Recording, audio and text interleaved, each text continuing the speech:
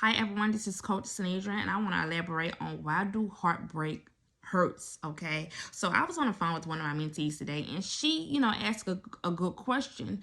And I know a lot of you all may feel like, okay, I want to know too, because you probably had the same question, but you never got an answer, or you never even just asked nobody. But her question is, if you know that leaving a relationship was the best that you could have done for yourself, in order to obtain peace, in order to increase in life and grow, and in order to, increase your self-worth. If you know that leaving that person was good for you, why do it still hurt? Why aren't you happy as you leave the relationship and move on? And I'm going to tell you why. So it doesn't matter your age, it doesn't matter your race, it doesn't matter your gender. Heartbreaks hurt regardless, okay? And whenever you enter a relationship, you enter that relationship with high hopes, hoping that it will work out, hoping that that person is your person, and that you probably get married, have a family, build an empire together, and just grow old together. Just go and grow through life together. And you want to deal with that. You won't not deal with that, but you hope that you will be able to go through life with that person. But then when that fantasy is not met, and you realize, like, you know what, this is not for me, or it's not working out, it probably don't even have to be toxic, but he like, you know what, we on different pages in life right now, and like, I cannot fit a puzzle to this puzzle that doesn't fit. I can't do that. And the more you try to force it, the more it hurts. And the more it hurts, I mean, like, it's the more you're gonna feel some kind of resentment or something like that, because you cannot place that puzzle where it don't supposed to be. Okay, so when you finally leave that alone, it's still gonna hurt, because like I say, that is a fantasy that will no longer ever be in your reality. You are grieving that. You are grieving the what if. It could have been this, it could have been that. You are grieving it. So now when you leave in that situation, and not only that, it's also a habit.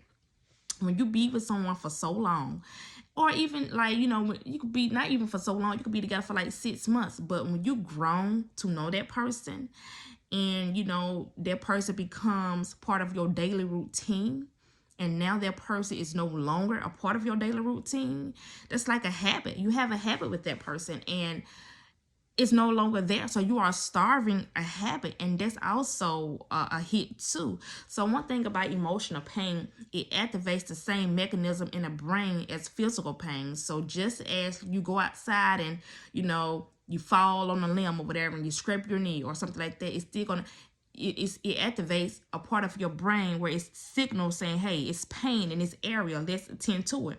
It's the same thing. It's very similar to heartbreak. The heartbreak activates that pain receptor in your brain to like, hey, something is going on, let's see what it is. Like, it's like an alarm, like, hello, the habit is not here, something is going on. And it activates the pain receptors in your brain. And one thing about heartbreak, even though it's emotional, your body still reacts to it. You may become sick. You may have a headache. It do something to your stomach. Like you can literally feel the heartbreak in your pit of your stomach. It's not a good feeling, and you could definitely feel it. And even though, now, one thing about physical pain, if you fall off or you broke a bone, break a bone or something like that, it's gonna hurt. It's gonna hurt. But however, over time, it will become better, and it will become healed, right? Because you are attending to it, you are doing what the doctor's telling you to do, and you're making sure that you're doing everything that you can to have healing in that area that was broken, right? But however, when it comes to emotional healing, the reason why it may take longer as physical pain, because we deal with three different things when it comes to heartbreak. Okay, that's first. Also, that's realizing that whatever you are so used to having is no longer there. That is like a withdrawal. So you go through withdrawal. You also go through, like I said, the pain level. It activates the pain receptors in your brain. You go through that. And then not only that, you have constant thoughts on why it didn't work out, why that person treated you that way, why it couldn't work. And you start thinking ways and reasons on why. And most of the time, you would be bashing yourself. Maybe if I could have did that. Maybe if I could have did that. If I could have looked this way. If I looked that way. Or maybe I shouldn't have said that. Then you begin to blame yourself. And it's like a constant cycle, because you're not healing yourself. You're not like, okay, you know what? It happened. It happened for whatever reason. But I'm going to get myself together. I'm going to make sure I heal. Just like if you had a broken bone and you're going to tend to that broken bone like the doctor tell you to do, you're going to like keep it elevated, keep pressure on it, whatever. I don't know. I never broken a bone, but I'm just giving an example. But you're going to make sure you follow those doctor's order in order for your bones to heal and for it to come back together, for you can continue to live life without being on crutches and without having a cast on your leg. You're going to do the necessary steps to take to healing, right? But however, when it comes to our emotional state, our emotional healing, a lot of people, they do not tend to it. So therefore, that emotional pain is a constant battle because they are not realizing that they have to heal from it, and there are certain steps put in place that you need to do in order to heal. And the first step is acceptance. You got to learn how to accept what has happened, and it is okay, and yada yada yada. But anyway, let me go back to the main topic. Why do it hurts when you know that that person is toxic, but you left and you still hurt from it? You like, you know, like, do I miss him? Yes, I do miss him. Do I miss her? Yes, I do miss her. I want to go back. No, don't go back. Just because you're hurting, that doesn't mean you go back. Let me explain, okay? I'm finna break it down by giving you a visual, okay? One thing about me, when I teach, I like to give visuals. Now, picture this in your brain, okay? You meet someone and they tickle your fancies, okay? They say all the right things. They are doing things that you always have desired. And you're like, you know what? This is going to be my person. This it, right? So a brain neuron, a wire in your brain is being created with that person. So now, as you all get to know each other, as y'all begin to talk to each other every day, see each other every day, that brain, that wire that is connected to that person, of course, it's not going to be physically connected to that person, but that brain wire in your brain is now developing. Just see it like a little twister, you know, like twisting a ponytail or something like that. It's now creating a brain wire in your brain. It's creating a new neuron in your brain with that person. So every time you are seeing that person, every time you are talking to that person, every time you are around that person or touch that person, that receptor, that brain wire, the wire in your brain is being fed, and it's being fed endorphins, okay? Now, even though you know that now this person has become toxic, I'm tired of dealing with that. Yes, that person may cause you emotional pain, but however, when y'all get over whatever it is that they done did or have done to you, your emotions are gonna still come back because their brain, that the wire in your brain, the wires in your brain is being fed because you're still around that person. You are still able to talk to that person. So it's still being fed, even though they are toxic. Now, imagine all of a sudden you leave, right? Not all of a sudden, but you made the decision that's best for you to leave. So now that you leave, you are no longer in that person's presence. You are no longer talking to that person. You are no longer feeling that person's touch. Like the person just literally gone out from your life. But now you still feeling hurt. Because, of course, whatever you desired for that relationship to happen, it never happened. But not only that, now it is the part of withdrawal. You are going through withdrawal now because that brain wire, that wire in your brain that you had connected to that other person is being starved. And you know, if you ever starved before, when you're so hungry, that's not a good feeling, especially when you're fasting or whatever. Like, y'all, that's not a good feeling. It don't feel good to starve, right? So when that brain wire, when those neurons is being starved, it sends a signal to your brain like, hold up, we want our fix, we want our person. Where is they? Where are they? Not is they. Where are they? Like, I need it because I'm starving. And you are starving. Now that wire that was connected to that person is being starved. So therefore, when they're being starved, then you begin to think it and you begin to go through this withdrawal feeling. And now you are being like, okay, trying to think about, okay, you know what? Maybe I need to contact this person. Maybe I need to stop their social media. Maybe I just need to see them.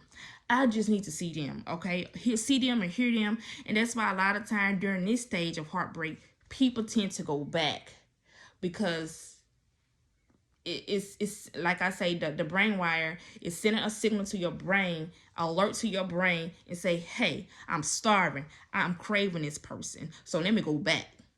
Instead of just saying, you know what, hey, I'm gonna crave it, but like, you know what, I'm finna replace something, I'm finna do something else, so therefore it would get my mind off of that.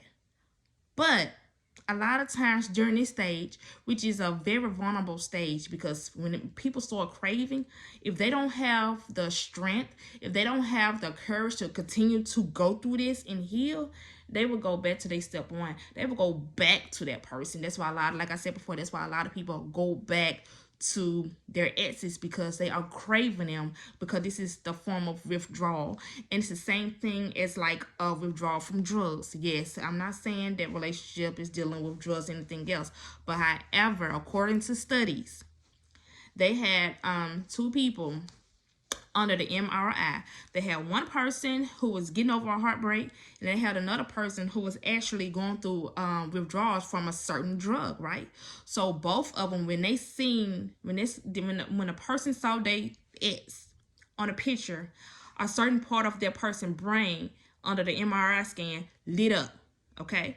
So when a person who's going through withdrawal and getting over a certain drug, when they seen that drug picture pop up on the screen, the same area where the heartbreak person who saw the ex, the same area of his or hers, the same area of the brain that lit up was the same area of the brain that lit up when that person saw that drug as well. So what they realized and what they found out was that it's like a drug. It's like a withdrawal, and it activates that same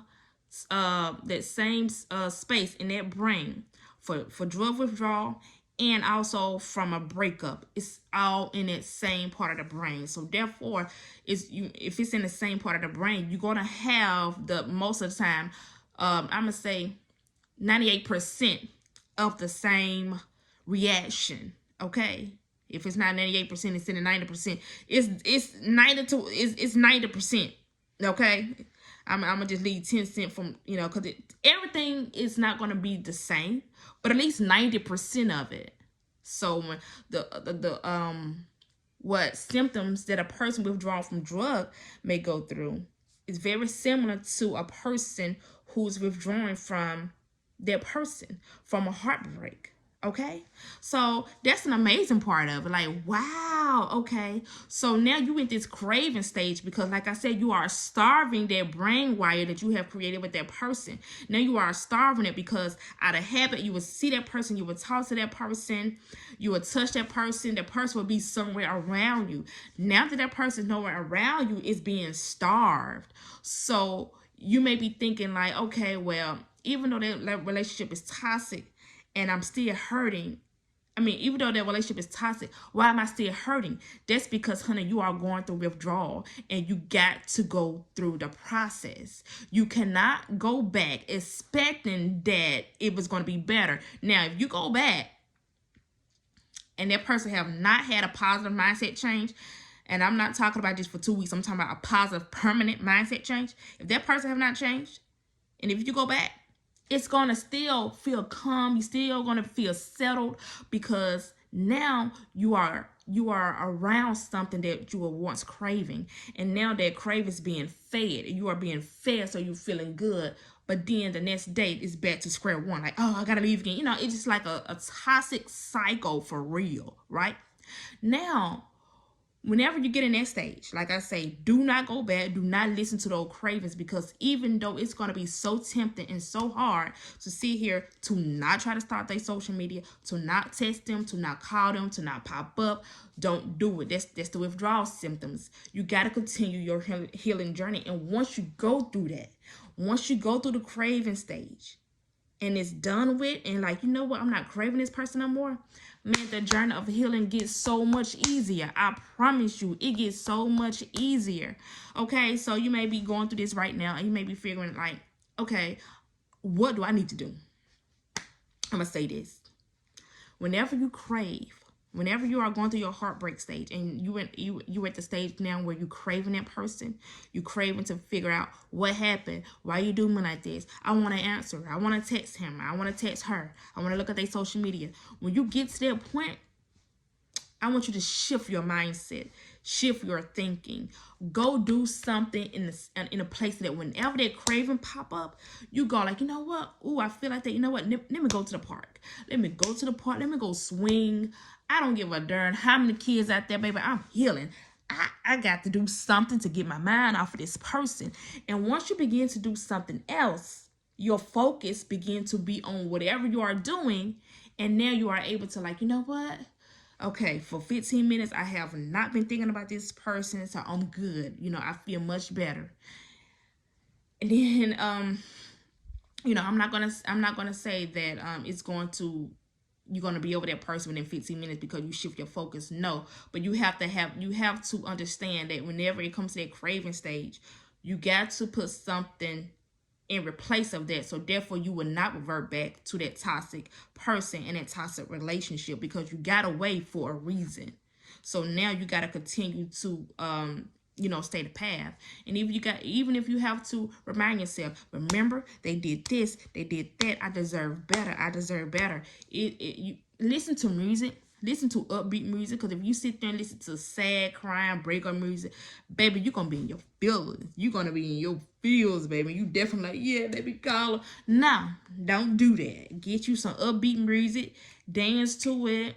Go take, if you got children or whatever, go somewhere with them. Go talk to them. Go watch a movie, baby.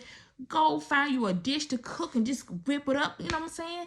And just start speaking positivity over your life. Like, you just got to do something positive that will help you grow during this time, and that will help you heal, instead of just sitting down thinking about that person, craving that person, and sitting down and having depression to develop. We ain't gonna do that, honey, and I'm not gonna let you do that. Okay, I am not gonna let you do that. But anyway, so that's all I have to say. The reason why you are doing the reason why that you are still grieving over a relationship that was once toxic, and you know that, leaving was great, but yet you still hurt and you still miss that person.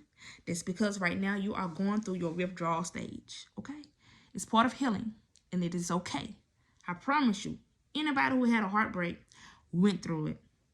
I've been through it over and over again, but now I'm at this point in my life where I'm healed, and I'm here to heal you on your journey as well. So anyway, that is it. And I come back with some more questions that they may have for me, and elaborate on this thing, and probably wash my hair, because like, y'all, I have my hair braided. Excuse me, and I just took it down, and it is what it is. But anyway, just comment about what you feel, what you say. You know, just talk to me. I like feedback. All right. See y'all later.